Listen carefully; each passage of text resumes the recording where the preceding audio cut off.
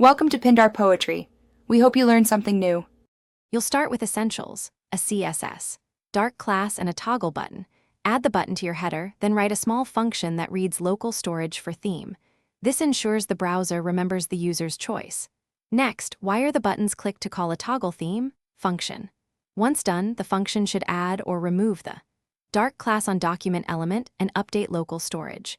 Make sure to test with a fresh browser window so you see initial state behavior immediately.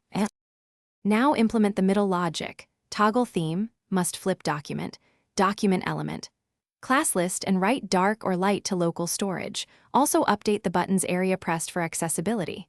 On page load, call apply saved theme to read local storage. If empty, fall back to match media, prefers color scheme, dark, and apply that result. This approach separates concerns, toggling, storage, and initial application so you can debug each piece quickly. Also debounce rapid clicks to avoid layout jank. Finish by ensuring the theme is applied before the page paints. Add a small inline script in head that reads local storage and sets dark on document element synchronously.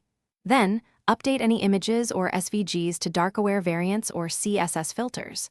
Once done, validate across routes and responsive breakpoints.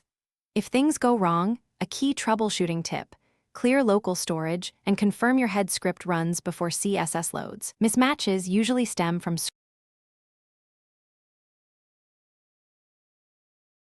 Thanks for watching. Consider subscribing if we helped you.